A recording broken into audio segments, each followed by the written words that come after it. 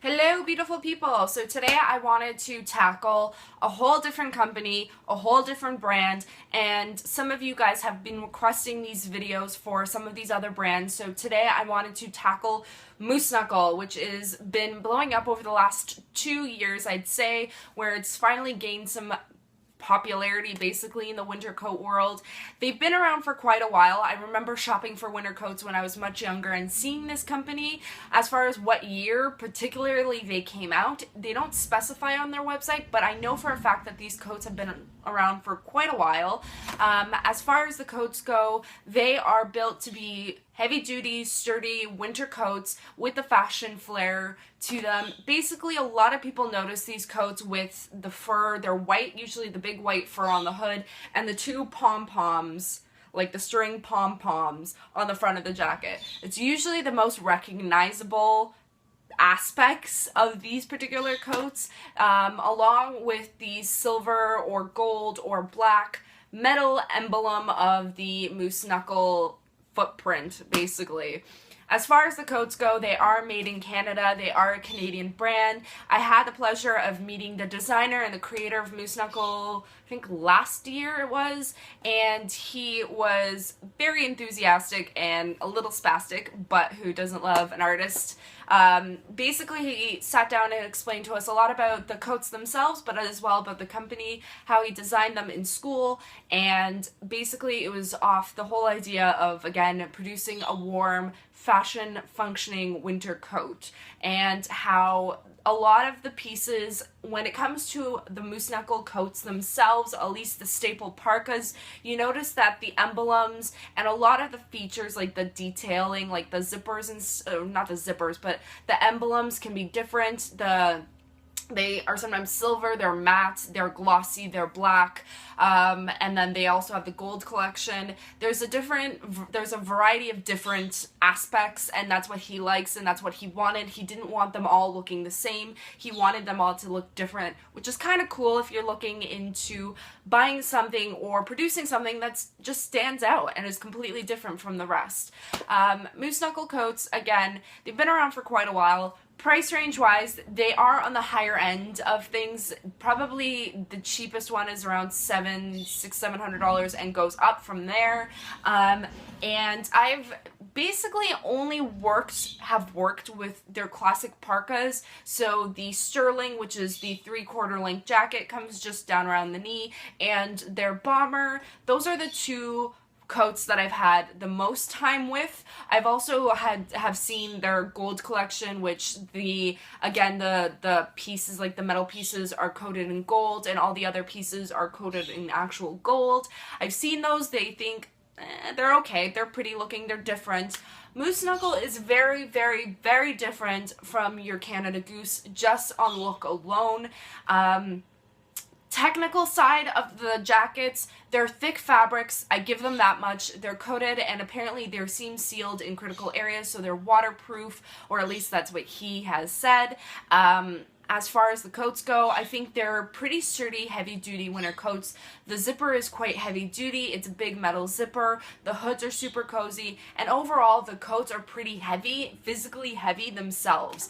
Now, overall, what I think about the basic parkas, I'm not in love with these coats for a couple of reasons, and those reasons are, first of all, on the technical side of things, the zipper is probably the one and only thing on a technical side, I hate about these coats. I have actually, from zipping up coats on hangers or helping customers zip them up, I have actually sliced my fingers open so many times on these zippers. It is like mind-blowing. I hate the zipper. It's so heavy duty. It's to a point where I would be concerned if it got wet at some point through the winter time, if you tried to zip it up, if it would freeze, or like if they've thought that through, or if anybody has had that problem or hasn't had that problem or has some experience with their Moose Knuckle.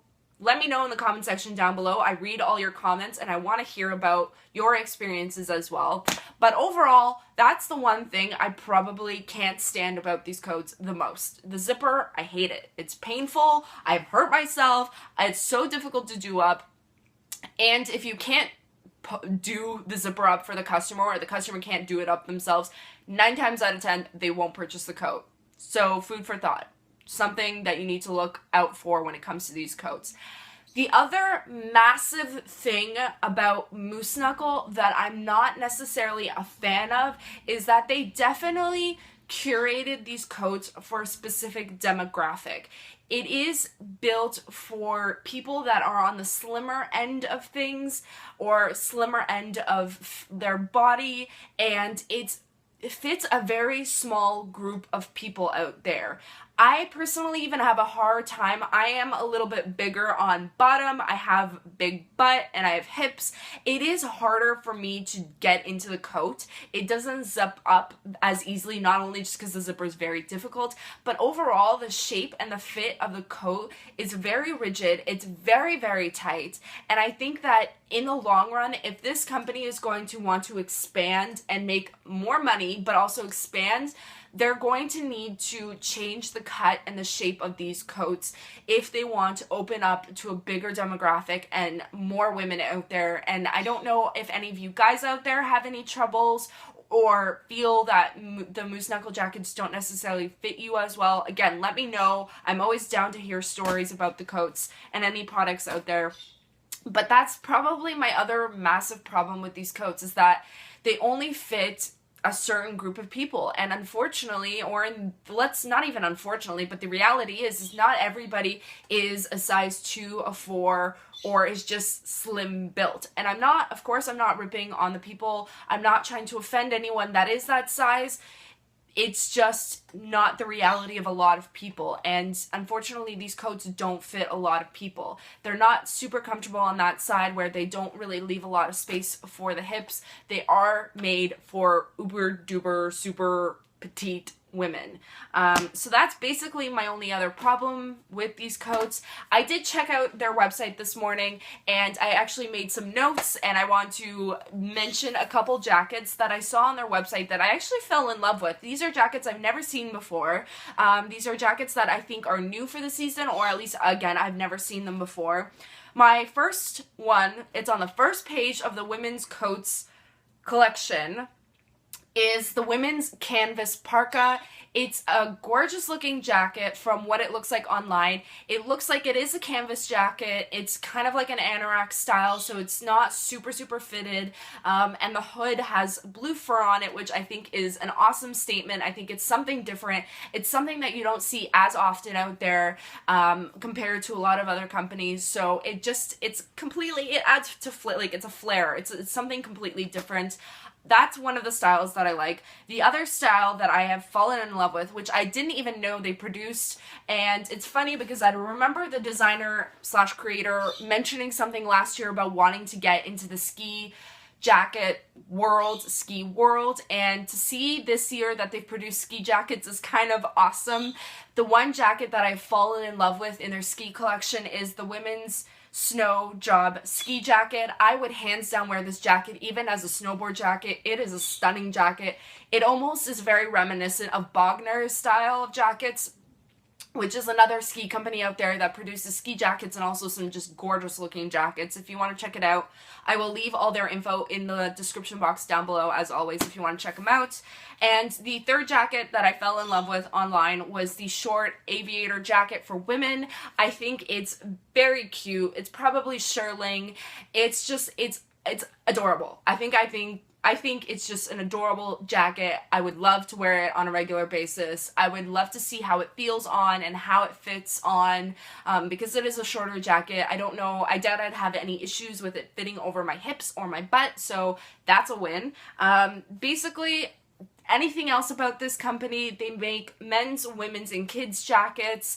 Warranty-wise, I think it's very case by case. I think a lot of companies run their warranty department like this nowadays, where, you know, they definitely take the coats back. If there are major issues, that's I totally just remembered. That was another problem that we faced last year with these coats.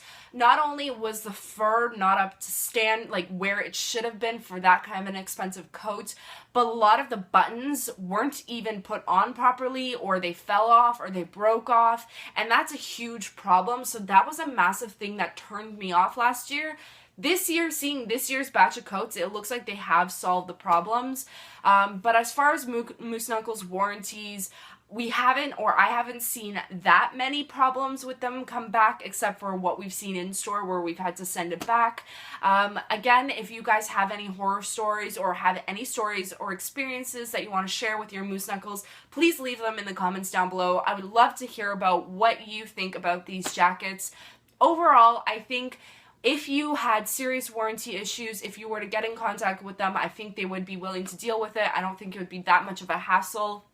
It seems like they have a pretty quick turnover rate as far as pumping out warranty gear or problems. So I think warranty-wise, you won't have too much to worry. Aside from that, I think they're great, sturdy winter coats. They're another great option out there for you to check out if you're looking for something that's going to be a little bit heavy duty, that has a little bit of a quirky look with the little fur pom-poms. I've seen a couple women out in public wearing these coats that have pulled them off. Like, they look stunning on them, and they have definitely pulled off the look. But I definitely think that it's for it's for a specific type of woman or specific type of girl that's out there that wants that kind of a look with their jackets.